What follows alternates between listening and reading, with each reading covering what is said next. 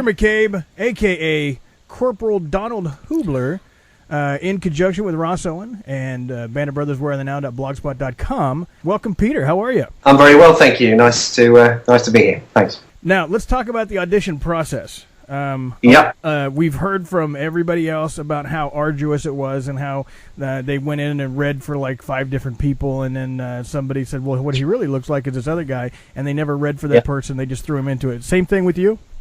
I read for, as I recall, I think I did one first rehearsal, which I can't remember what I read for there. I have no idea. But then the main one for me was I read for Piconte. Oh, wow.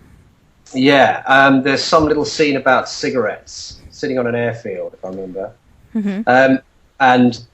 But I don't think I never really thought that I kind of never thought that I was up for Piconte for some reason. I don't know whether that was just in my head, but I read for that in a hotel just off Green Park, and I remember Tony was there and. Tony Toe and Tom Hanks, but a whole load of other people. There's about 30 people in that room. So it's kind of the worst interview I've ever had. The worst audition I've ever had. Well, actually, to be honest, I felt good about it because Tom Hanks actually said something at the end of it, which I kind of can't repeat.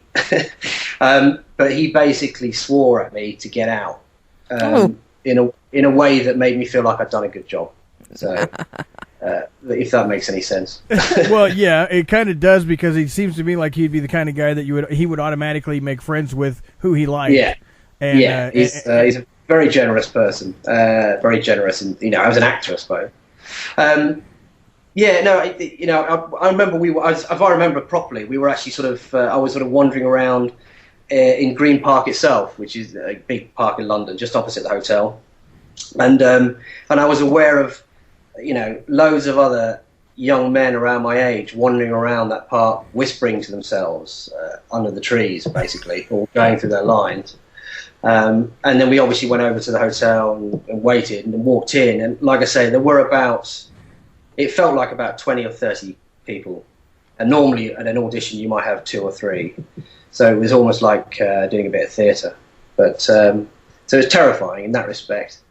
But quite exhilarating as well, really. But then after that, I think there was one more meeting where I was brought back, and that was a much, much smaller meeting, and that was with Tony Toe, someone else. I don't remember Tony really, and that was when we just talked a little bit more closely about the characters, and I think about Hoobler already at that stage. But I think I saw a picture of Hoobler at that stage, and if you've seen the photos of Hoobler on like Wikipedia and so on, the first thing that struck me about Hoobler is his ears. Yes, absolutely. Yeah. And I have, the same ears, so maybe that's why I got the part. Who knows? So, I think you probably got the part too because of the mirth and the smile. Because the one picture that is on Wiki, he's got that grin. And I have to admit, you got the same one. Maybe that's true. I mean, the one thing that I always kept in mind about Hoobler as a character really was something that David Webster, that was played by Ian Bailey, what he said about Hoobler was that he probably was the only person he'd ever met that totally loved warfare. He loved war, basically. And I don't think not in some kind of psychotic sense, not in a horrible, violent sense. That he was just in awe of it. There's some quote. I don't remember exactly when it was. I think it was somewhere in in northern France. There's a shot of him actually, sitting. There's a comment about him actually sitting on the front of a tank or something like that, and watching the war in the distance, while everyone else was sleeping, and just sitting up all night watching it take place. Just fascinated by it. Well, it's great that you bring that up, because we have one of our listeners, one of the band of sisters, the girls that come in our chat room every time that we do an interview. She actually has a question regarding this. Jenny, are you there? Yep, I'm here. My question is that, as you said, Webster had said that Hoobler loved war, and did you know this going into production, and how did you incorporate that into your portrayal of him? Yeah, I think. I mean, yeah. I did know that going in. I mean, there wasn't an awful lot in the main book that that Easy Company's based, the film's based, the series is based on. There isn't that an awful lot of reference to Hoobler, but in Webster's books, there's more. They were quite sort of close. And yeah, as you say, I went into it with the sense of someone who was. I mean, he was so young. These are terribly young men. And I just think he was someone who was not, like I say, not in awe of glorifying the death and the horror of it, but just in awe of the. I don't know how do you put it. There is something extraordinary about war that it fascinates young men, and that is beyond just violence and hurting people. And it goes back to the fascination with guns, or with just the whole fascination of the machinery, but just the sheer there's something horribly beautiful about it, I think, and that was always the way I felt that the Hoobler should be. I mean, obviously there's only so many opportunities you get to show that, but yeah, just someone who was happy to be there, bizarrely, because who would want to be there, basically, who would want to be in that situation. To answer your question, Jenny? Yep, it does. All right, fantastic, darling. We'll see you back in the chat room. Thanks, yeah, Jane. All right. She told me what she wanted to ask earlier, and I'm like, my God, that's a great question. Yeah. Because, yeah, it wasn't very well known, unless, of course, you've read everything out there about the Band of Brothers and all the different books written about Easy Company. So, yeah, that was a very good job. Since we know Hoobler died, how much of what we saw was accurate? How much? Well, not just accuracy, but how much of it was you just your portrayal? How much was acting, and how much was him personified? Obviously, he was addressed more in Webster's books, but was it enough to give you some decent research, or did you talk to other friends and family members? I wasn't. I think some of the people had more access to friends and family. I didn't have a lot of access to that at all. What I did speak with, obviously, with the guys that were there, and as I understand it, in reality, I think that the events didn't really sort of go along the same chronological order that you see in the TV series. As often happens, there is an adjustment of actual when it happened or how it happened, for just to make sense of something in a dramatic sense. As I understand it, Hoobler died much more slowly than as shown in episode 7. I think it took place overnight rather than over the course of a matter of minutes, and there was nothing they could do. Basically, they were pinned down. I think they were about to go into battle the next day. The accident had happened, and there was no way that anybody could go off and get help and to get in the kind of medical attention that he needed. He couldn't be taken back. The soldiers were pinned down. It was a nightmare of a situation. And Dr. Rowe, the medic, had this horribly frustrating situation where he basically couldn't. They couldn't stem the flow of blood. So it happened a lot slower. So, when we did it's really more about, it's acting the emotional reality of that, but compressing it into a tiny space of time, if that makes any sense.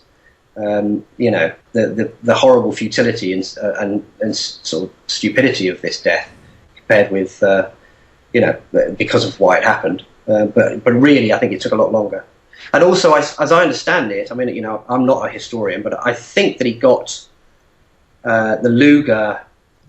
I always remember thinking and knowing at the time, or at least during filming, that he may well have got the luger as early as Normandy and had it all that time. So, wow. There are other debates about when he got it, and some people even debate whether it's a luger. So, these things get. I think inevitably they get twisted and changed with time. But the same reality exists. He shot himself, and died as a result of it. So. From what I read on the wiki was that he was the gun was snagged on some barbed wire and went off while he was carrying it.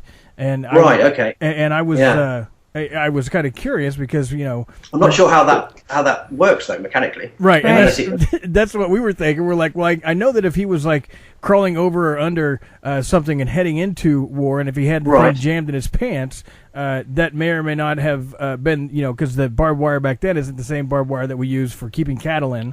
They have a much longer barb. So if it went in and, it could hook the trigger, obviously. I mean, I think there's... I mean, I know that there's a story of, like I say, there was. I heard talk at the time that he may have had.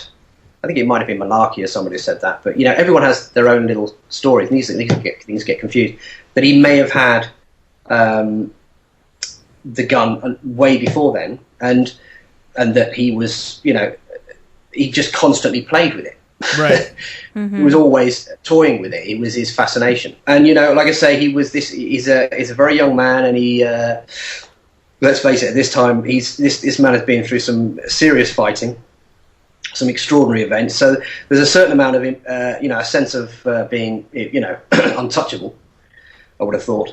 And particularly in Hoobler's case, the kind of man that Hoobler was, I don't think he would ever have imagined his own death or foreseen himself being injured. He's that kind of person. I don't think he. From what I've read, I don't get the impression that he would have spent time worrying about things like that. So, to me, the idea that he was playing with it always seemed like the most likely scenario. But it could be wrong. We don't know.